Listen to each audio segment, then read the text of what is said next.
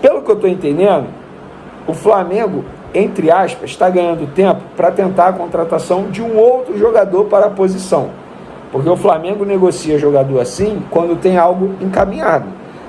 E o nome desse jogador foi publicado aí pelos amigos Paparazzo, Mauro Santana e Rafa Melo. Eles postaram o seguinte: levantamos que Marcos Braz e Bruno Spindel, durante passagem por Portugal, jantaram no restaurante Arcoense e se reuniram com o presidente do Braga, Antônio Salvador. A conversa ocorreu com o objetivo de tentar a contratação do volante Almuraste, de 27 anos. Muito bem, é isso aí, nação rubro-negra. Vamos para as principais notícias do Clube de Regatas Flamengo, trazendo aqui na noite desse dia os principais cortes aí para você. Notícias quentinhas do Flamengo aí, do Vene Casagrande, também da ESPN. Tem contratação bombástica do Flamengo chegando aí. Tudo que está rolando nos bastidores do Flamengo, acompanhe nesse vídeo agora. Não se esqueça de se inscrever no canal, deixar o seu like.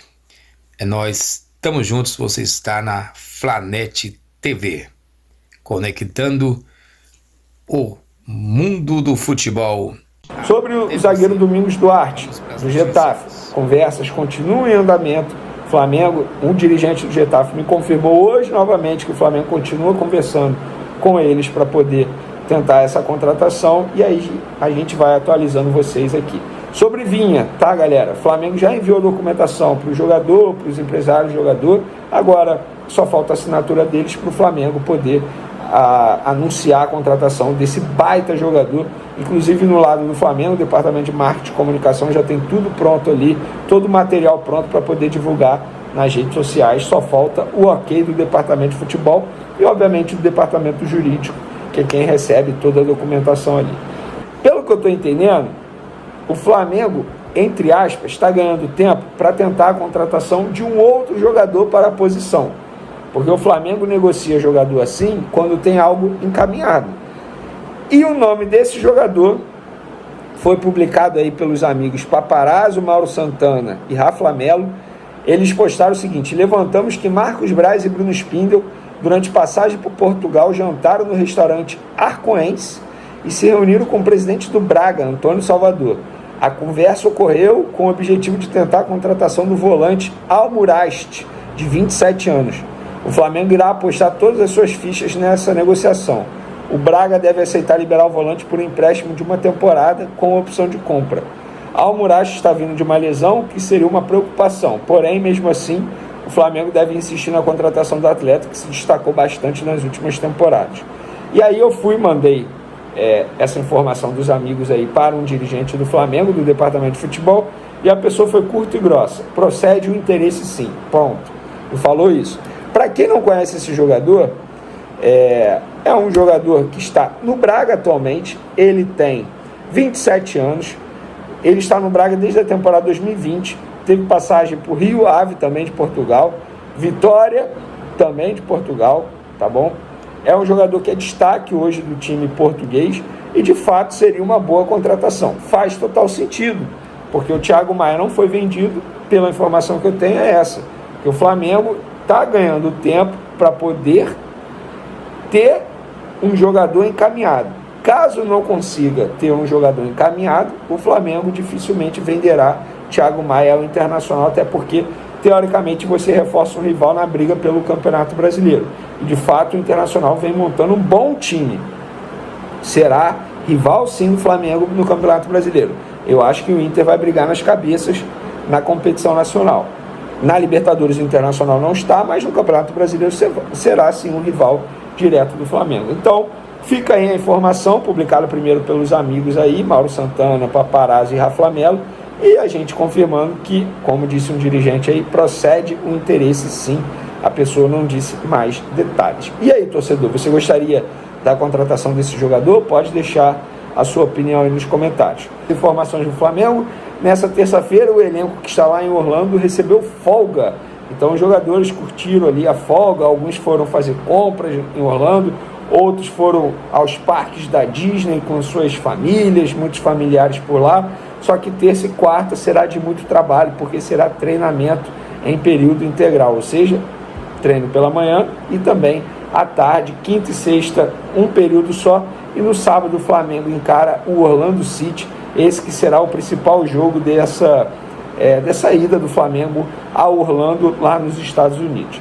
Sobre Gabigol, o Gabigol deu sua primeira entrevista para o Zico, e ele falou sobre a final do Campeonato Carioca. Qual será a final do Campeonato Carioca, na opinião do Gabigol? Ele disse o seguinte, abre aspas, acho que o Botafogo, pelo investimento com a SAF, eles podem contratar alguns jogadores, ficaram alguns também do ano passado, então pode ser uma equipe muito difícil. O Vasco, pelo ano ruim que teve, quase caiu, pode ser que eles voltem. E o Fluminense, o atual campeão da Libertadores. Então eu aposto no Fla-Flu na final. É um clássico muito bonito, é muito legal, espero que dê Flamengo dessa vez. Zico também perguntou a média de Gabigol no Flamengo.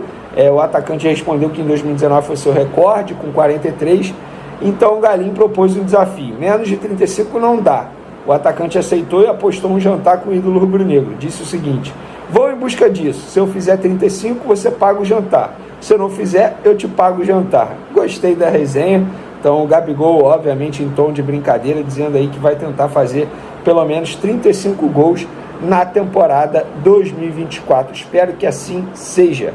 Embora eu acho que para o Gabigol se tornar titular novamente, ele vai ter que comer a bola, jogar muita bola dentro de campo e ainda torcer, entre aspas, para o Pedro não ficar à disposição. Porque eu não vejo hoje, olhando o estilo do Tite, ele sacando o Pedro para poder botar o Gabigol como centroavante. Vamos falar de mercado da bola, porque a história envolvendo o Mateuzinho, ou Matheus França, como ele quer ser chamado a partir de agora, está dando o que falar. Pois é, o jogador ainda não é atleta do Corinthians, está treinando no CT do Corinthians há uma semana, já apareceu em treino aberto a torcida corintiana, já apareceu em vídeo dos bastidores dos treinamentos do Corinthians com a camisa do Corinthians, mas não tem contrato com o Corinthians. Ele continua sendo jogador do Flamengo. Inclusive, isso é até um questionamento que eu posso correr atrás. Se ele se machucar lá, o que acontece? O Corinthians vai assumir esse prejuízo ou o prejuízo será do Flamengo? Porque o contrato dele continua vigente com o Flamengo. E sobre essa situação, o que está acontecendo é o seguinte, o Corinthians quer mudar aquilo que havia sido acordado anteriormente. O Corinthians quer botar opção de compra ao término do contrato, avaliado em 6 milhões de euros. O Flamengo não quer colocar opção de compra, quer manter aquilo que havia sido acordado anteriormente. E foi acordado com o diretor deles. Chegou no presidente do Corinthians, o presidente analisou e falou, opa, isso aqui eu não vou assinar não. Eu acho que isso está acontecendo muito por conta do que aconteceu com o Corinthians em relação ao Lucas Veríssimo, que estava lá, foi anunciado como reforço, não tinha assinado ainda, ficaram enrolando, o jogador foi para o futebol do Catar. Aí agora o presidente do Corinthians, pelo visto, quer fazer essa para ter média com a torcida corintiana depois de ter perdido o Lucas Veríssimo. Fato é o seguinte, não é só a opção de compra que atrasa o desfecho não. O Timão não quer aceitar uma cláusula que libera o Fla, pedir o lateral de volta a qualquer momento durante o empréstimo. Além disso, o rubro-negro também não quer colocar cláusula de taxa de vitrine caso o jogador seja vendido durante o empréstimo ao time paulista. Gente, um imbróglio está existindo porque o Corinthians quer voltar atrás naquilo que havia sido acordado. O Flamengo não tem culpa que o Corinthians hoje está desorganizado. O Flamengo não tem culpa que o Rubão, o diretor, fechou com o Flamengo algo e não falou para o presidente do Corinthians. E quando o presidente do Corinthians foi ver o contrato, falou, não vou assinar. O Flamengo não tem culpa de nada. É o Corinthians que está sendo desorganizado. No caso do Lucas Veríssimo, até acho que o Corinthians deu mole. Foi juvenil, confiou muito na palavra. Mas o Lucas Veríssimo e seu empresário, o Paulo Pitombeira, que é o mesmo empresário do Léo Ortiz, mesmo empresário do Carille, que está arrumando uma confusão danada no Santos, eles não foram corretos com o Corinthians, em nenhum momento. Agora, nesse caso do Mateuzinho, ou Matheus França, como ele quer ser chamado agora, o Corinthians que está bagunçando tudo, está uma várzea. Mas a situação continua indefinida. Sobre o Thiago Maia, o jogador continua treinando no Flamengo, o Internacional avisou os representantes do atleta que vai aumentar a proposta. A primeira proposta ao Flamengo foi de 3 milhões de euros por 50%. O Flamengo pediu 5. O Internacional avisou aos representantes do atleta, a gente vai aumentar a proposta. Não vamos chegar ao que o Flamengo está pedindo, mas nós vamos aumentar para tentar a contratação. Agora é esperar para ver se os números que o Colorado irá apresentar agora vão satisfazer o Flamengo. A esperar. Eu acho que será muito difícil. Vamos com De La Cruz. A estreia do Uruguai, 45 minutos em campo, 3 chutes e 2 certos. Assim foi este primeiro jogo de Nicolás De La Cruz com a camisa do Flamengo. Que ele tinha todas as condições e potencial e o que ele pode oferecer, a gente já sabe muito bem, né? Ele pode atuar em várias formações ali no meio, mais próximo ali da área, enfim. Agora, acho que a grande questão é o encaixe dentro desse time do Tite. Como ele gostaria de usar o De La Cruz ou como ele vai potencializar esse uso de De La Cruz, enfim. Já deu para dar uma testada ontem, de alguma forma, e ir pensando opções dentro desse elenco. E ontem ele entrou no lugar que de fato se abriu em termos de opções para o Tite utilizá-lo de largada, que é como meia aberto pela direita. No primeiro tempo foi o Luiz Araújo, que foi quem terminou a temporada como titular e começa essa também.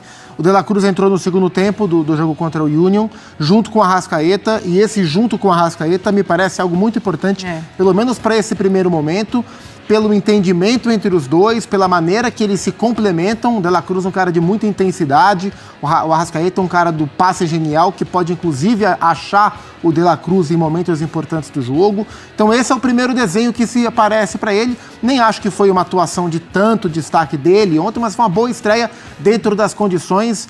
Ele tem muito a crescer dentro desse time e o Flamengo, com ele encaixado, tende a ser ainda mais forte do que foi na última temporada. André. Isso aí. A gente não pode ter a impressão que o De La Cruz é um cracaço de bola, é um cara que vai fazer tremendos golaços. O jogador do Flamengo, que é isso aí tudo, já é conhecido há muito tempo, já entregou vários troféus, várias partidas decisivas, várias atuações brilhantes. Assim, o torcedor sabe de quem eu estou falando, é compatriota do De La Cruz, é o De Arrascaeta. O De La Cruz é um jogador de muita intensidade, de muito trabalho, de colaboração nas diferentes fases do jogo, um cara que pode ajudar muito, pode ser um jogador que cola o time do Flamengo e que faz a equipe coletivamente subir de nível. Ele tem essa capacidade, ele pode e deve fazer isso.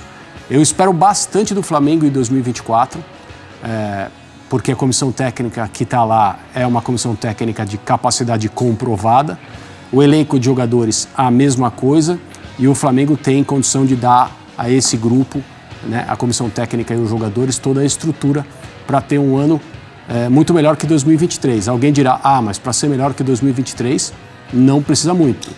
De fato, não. Mas a régua está mais acima. Né? O Flamengo não pode apenas disputar as coisas como fez em 23. E olha quantas foram, hein? Especialmente na primeira fase do ano, por causa da excelente temporada 3 anos atrás. Mas agora eu acredito que o Flamengo vai ter um ano de rebote. E se isso acontecer, o De La Cruz vai estar envolvido nesses bons momentos, porque ele é um jogador com muita qualidade para isso. Everton Cebolinha, coloca os números dele na tela aí pra gente. E na mão do técnico Tite. Gol do Everton Cebolinha, vão aparecer vários gols como que ele fez ontem contra o Philadelphia Union. Puxa para dentro, parte interna do pé direito, bola lá no canto alto do goleiro. Essa é uma característica dele e ele de fato vem encaixando muito bem, dando muita velocidade e muito dinamismo ao ataque do Flamengo pela esquerda. É uma frase que parecia inviável dentro do que a gente via do Everton, mas hoje ninguém tira o Everton Cebolinha do time titular do Flamengo. Alguns jogadores têm isso, né? E é curioso nesse caso porque se trata do mesmo contexto, né? A equipe na qual ele não jogava, o espaço que não existia, hoje existe. É rigorosamente a mesma coisa. Mudou a comissão técnica e o impacto da chegada desses profissionais nesse atleta. E é interessante isso, porque o Flamengo contratou um jogador que é para ter essas atuações. Aí eu não estou falando de um jogo de pré-temporada, mas algumas das atuações que ele teve no final do ano no Campeonato Brasileiro pelo Flamengo, foi esse o jogador que o Flamengo contratou. Com outras direções técnicas que não conseguiram ou não tiveram o estímulo que a gente imaginava que teriam para fazer isso. O jogador é o mesmo. Então são coisas interessantes que acontecem, porque às vezes uma mudança de ares, de contexto, de companheiros, de direção, faz com que esse jogador reapareça. No caso do Cebolinha, foi simplesmente a chegada de um outro técnico. O Flamengo venceu na estreia do Campeonato Carioca ainda com esse time principal, vai aí agora aos Estados Unidos e o Tite também vai aos poucos moldando essa equipe também com quem já tem em mãos. Já dá para ter uma ideia do que vai ser esse plano de jogo mesmo do Tite? O que ele vai propor com esse Flamengo e com tantas peças poderosas? Já sim, é o Varela ganhando espaço na lateral direita. Vamos ver como que o Matias Vinha vai chegar para brigar com o Ayrton Lucas. Acho que pela maneira que o Flamengo vem jogando, com laterais fechando um pouco mais por dentro, para dar campo para o Cebolinha, para o Luiz Araújo, ou para o próprio De La Cruz, enfim. O Vinha talvez se encaixe taticamente mais do que o Ayrton Lucas, embora eu goste muito do Ayrton Lucas. Ontem, no primeiro tempo, o Alan, que veio do Atlético e já sofreu com lesão, já sofria um pouco antes do Galo também, foi quem começou. O Eric Pulgar terminou muito bem a temporada, mas o Alan bem... É uma briga que pode se abrir, mas por enquanto o chileno é o dono da vaga. Com o Gerson, com a Arrascaeta, com o Araújo ou o De La Cruz, com o Cebolinha, com o Pedro. Esse é o time do Flamengo e acho que nesse momento a gente deve ter muito pouco de mudança, né? E faltou falar do Fabrício, do Léo Pereira como zagueiro. O Flamengo não contratou o Léo Ortiz, não contratou alguém para o setor. É esse time e me chama a atenção essa relação entre laterais. Essas foram as principais notícias do Clube de Regatas do Flamengo do dia de hoje. E você está conectado na Flanet TV. Se você não é inscrito no canal, se inscreva no canal, deixe o seu like, compartilha, comente. A sua inscrição é muito importante para que nós possamos prosseguir a cada dia, trazendo até você o melhor conteúdo do futebol brasileiro. Flanet TV, conectando o mundo do esporte até você.